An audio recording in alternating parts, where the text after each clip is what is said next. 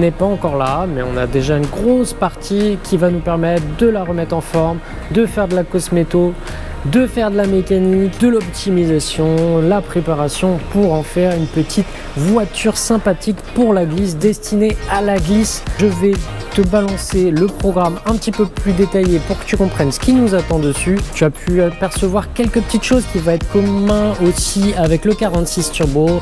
C'est les jack points. Tu vois que j'en ai pris deux, les jack points.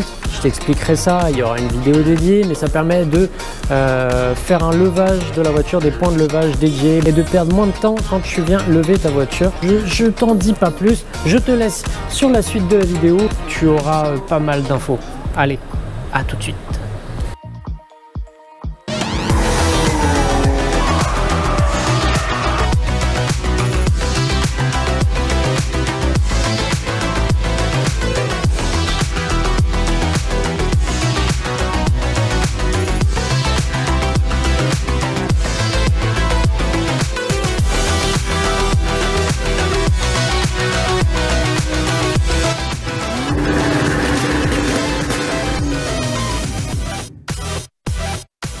On se retrouve pour une nouvelle vidéo sur le 328 CI E46. Donc je vais te présenter brièvement ce que va être ce futur gros projet. Donc elle va être destinée à la glisse, cette voiture.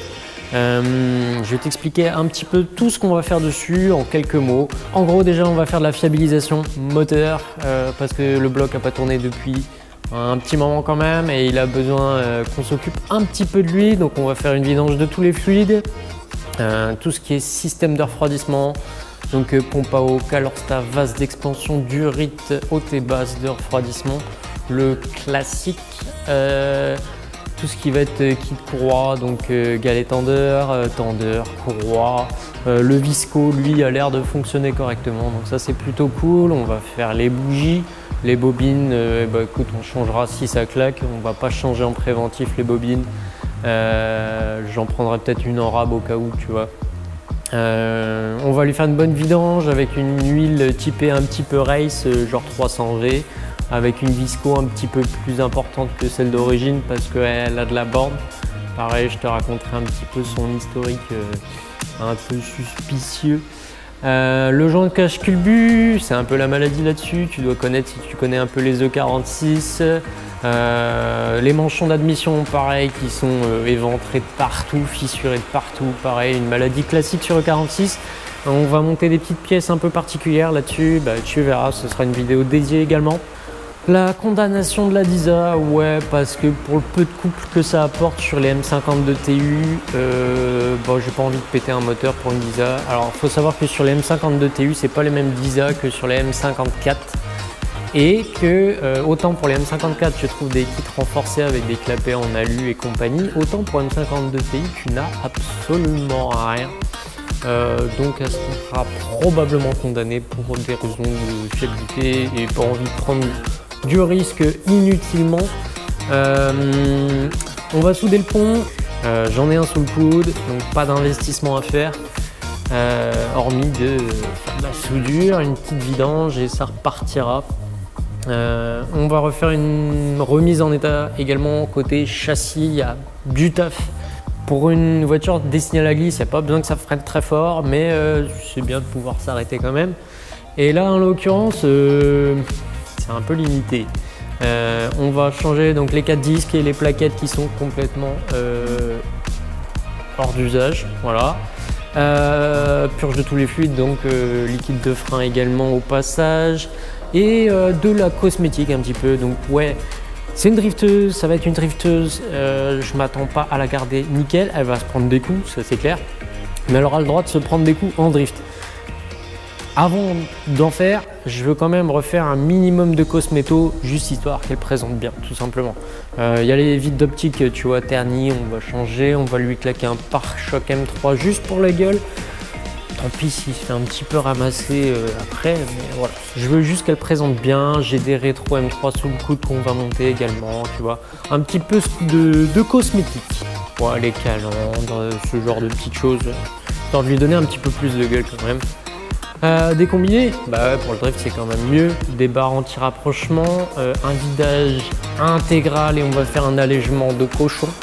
En gros, bah, le but est de lui faire une cure d'allègement extrême. Et puis quoi d'autre, bah tu verras, il y a quand même pas mal de pièces qui vont venir, de la grosse pièce. Il y a la ligne d'échappement également qu'on va intégralement refaire, à peu près des collecteurs jusqu'au silencieux parce que tu verras que c'est dans un état pas ouf. Merci la Bretagne. Voilà. On est fiers de notre région, mais ça a quelques inconvénients aussi. Hein. Donc voilà l'ami, la petite E46. T'en sais un petit peu plus. Je te dis pas tout et je te dévoile pas tout non plus. Tu vas découvrir le projet au fur et à mesure, de toute façon, avec toutes les vidéos et les épisodes que je vais te faire dessus. J'espère que, bah écoute, tu seras emballé par ce petit projet un petit peu atypique. Bah ouais, parce que c'est une boîte auto. Il n'y a pas grand monde qui a fait ça. J'ai hâte de voir ce que ça va pouvoir donner avec un allègement extrême, un bon châssis, des bons upgrades châssis. On va voir, il n'y a pas grand monde qui a fait ça. On va lui associer forcément un pont soudé et un frein à main hydro, histoire d'amorcer les glisses comme il faut. C'est pour ça que j'emploie le mot glisse plutôt que drift depuis le début. Sur mouillé, ça le fera sans problème. J'ai déjà vu ça avec beaucoup moins de chevaux, des ponts ouverts, une boîte auto, ça se fait. Par contre, sur sec, je sais pas trop. Mais ce sera la surprise et c'est ce qui va faire que le projet va être atypique et puis écoute, sûrement intéressant aussi. On verra. Si jamais c'est vraiment de la merde, on tâchera de lui pouiller une boîte méca. Une Getrag fera bien l'affaire. J'en ai deux de côté, ça tombe bien. Mais voilà, dans un premier temps, j'ai pas vraiment envie de trop m'emmerder. Donc, bah on va tester, voir ce que ça peut donner.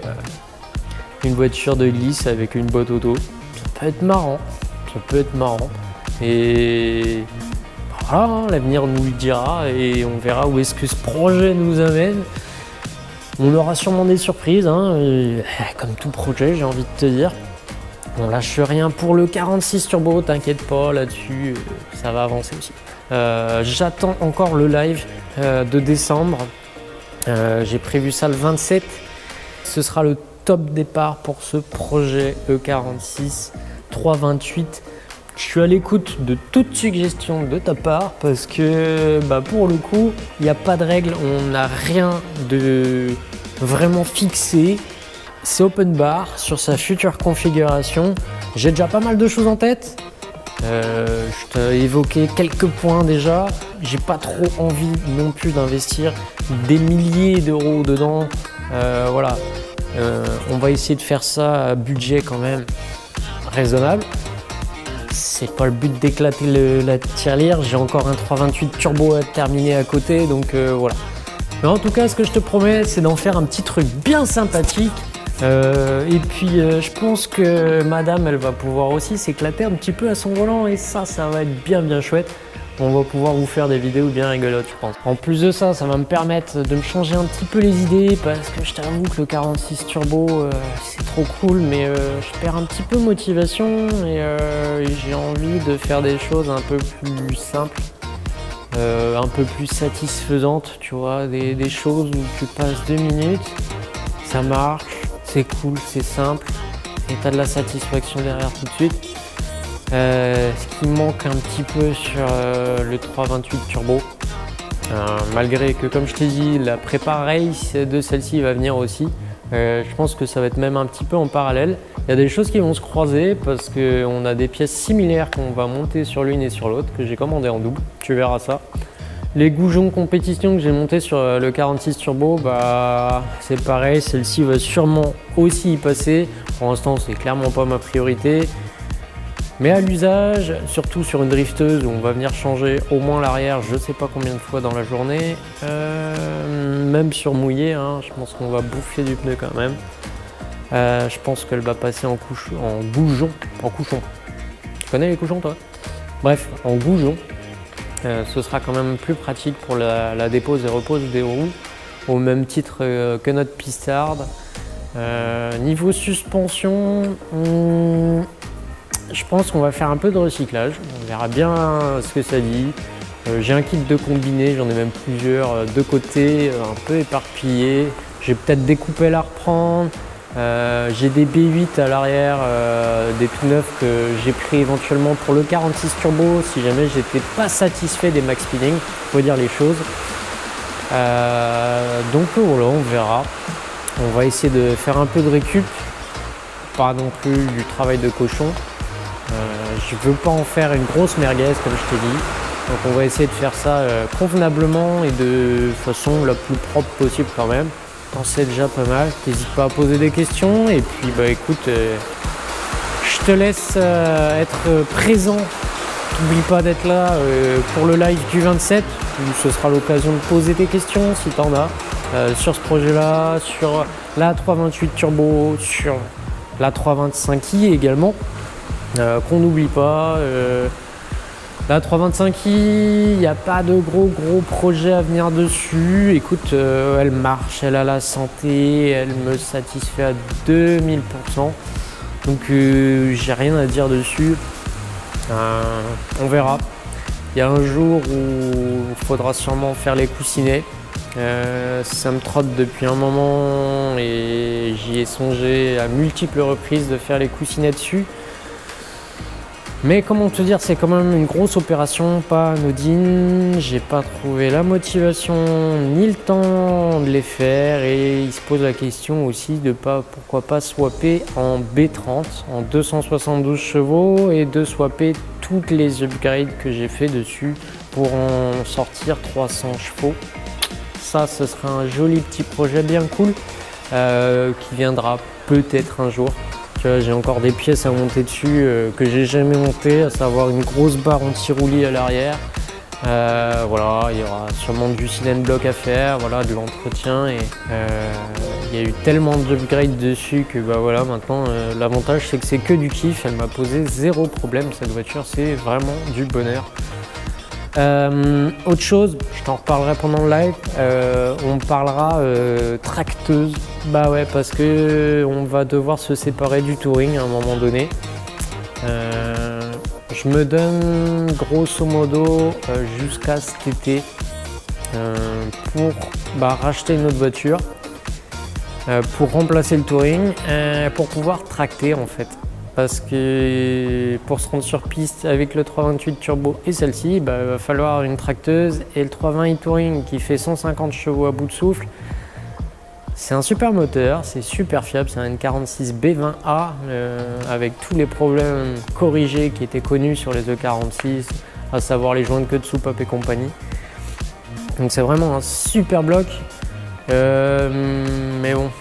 Sachant qu'on va traverser la France à chaque fois, même si c'est beaucoup d'autoroutes, ça risque d'être vraiment fatigant avec si peu de chevaux, si peu de couple. Et je crains que ce soit vraiment limite avec 2 tonnes au cul. Donc on va même pas tenter, je pense qu'on va s'en séparer. Et j'ai 2-3 petites choses en tête. J'attends encore un petit peu que les choses se tassent. Forcément, tu t'en doutes, j'ai un permis à passer, en tout cas une formation qui me permet d'augmenter le PTAC. Et donc voilà, écoute, hein, ça viendra d'ici cet été. J'essaie de me donner jusqu'à cet été pour faire parce que j'espère bien que le 46 turbo elle sera finie d'ici là. Donc voilà, je t'en dis pas plus, je te réserve le reste pour le live. Prépare tes questions, je me prépare aussi et puis je te dis à la prochaine. Ciao.